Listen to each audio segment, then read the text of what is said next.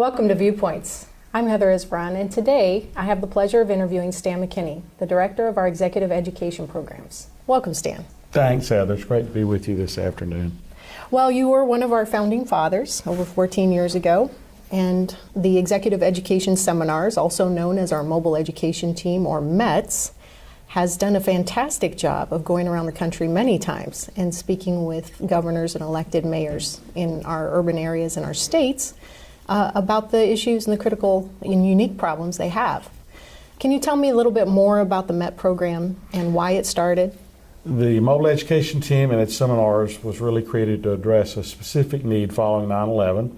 That was to bring governors initially and then subsequently urban area mayors up to speed with the changed environment that we were operating in and the changed and evolving threat environment post 9/11, focused on really bringing governors or urban area mayors and their crisis management teams together to discuss roles and responsibilities to not only respond to an event, but partner with other states, the federal government, and the private sector on prevention and protection measures.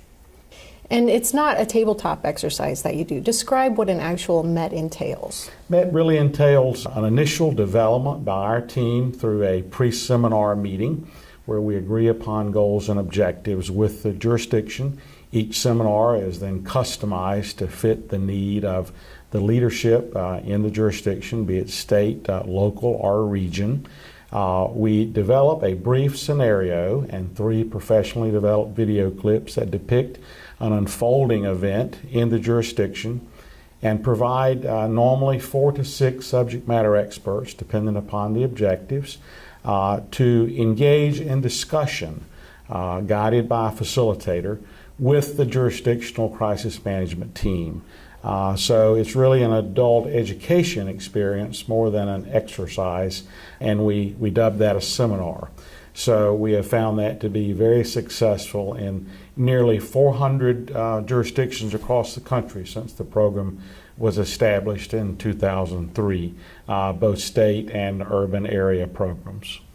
And so when folks are elected to office, they aren't usually expert in the area of Homeland Security, which is very broad. What surprises them most when you sit before them and start facilitating?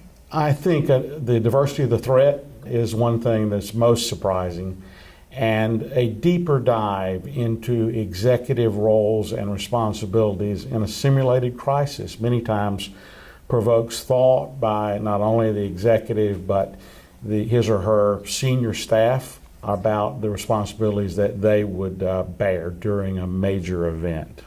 And so usually these seminars last for about 4 hours? About 4 hours, 3.5 to 4 hours of contact. We determined early on that most senior executives have a hard time carving out of a busy schedule more than a half day to participate in our programs. Many times we are asked to come back at another time and after the team has either matured or explored further objectives that they think they should address, that we're offered. We offer them another opportunity to engage in discussion with our team. And so what would be some of the success stories that you've seen? Well, I think that as we were initially formed to address the responsibilities of leadership at the state and local level due to the consequences or the potential consequences of a weapon of mass destruction attack, we did accomplish quite a bit in assisting teams come together to deal with that new threat. We have seen since then, obviously, a very evolving and dynamic threat environment. I think currently the cyber threat is probably rightfully the greatest concern of most senior state and local officials, and the threat, sadly, of complex coordinated attack in large urban areas, as we have seen most recently involving special events, maybe even lone wolves, active shooters.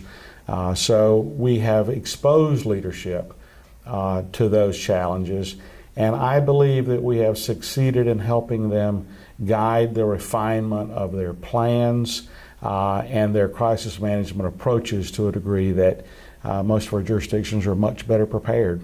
Where do you go from here? Well, I think that we have to continue to be dynamic and flexible and accommodate the requests of our state and local jurisdictions, and be prepared to address the ever-changing and evolving threat environment, to keep a cadre of subject matter experts ready, equipped, and available to address the needs that we're requested to work with our state and local partners on. Over the years, you've developed a very deep bench of subject matter experts. Can you give me a little background on those? We try to maintain a bench of 25 to 30 experts that run the professional gamut of the traditional Homeland Security and emergency management law enforcement practitioners. We also have expertise in public health, infrastructure protection, intelligence, environmental impacts that are blended together to develop a team that is specific to, as I mentioned earlier, the objectives that are defined by the jurisdiction. Yeah, and you alluded to that pre-MET where you determine the needs, then you come and you do the MET with the subject matter experts. What happens after you leave? We do provide a note taker and a summary writer for each seminar. So we develop an executive summary in partnership with the host jurisdiction, and we provide that. We do not have funding to do subsequent follow-up in most instances unless we're delivering another seminar maybe a year or so apart. But we do reach back out to the jurisdictions following the submission of the summary in the coming months to see what progress they have made in addressing issues that were identified and determined to be priority by the governor or urban area mayor. I just think that's so valuable for government to take advantage of. So if folks are interested in a MET, what would they do? I think they can call the center. They can look at the chds.us website. The contact information for each of the program areas is listed there, and specifically the MET, my telephone number, email address, and some of the key staff of the program are also listed. Well, you've been wonderful to come by today. Thank you so much. Thank you very much. Enjoyed the opportunity to be with you and the audience.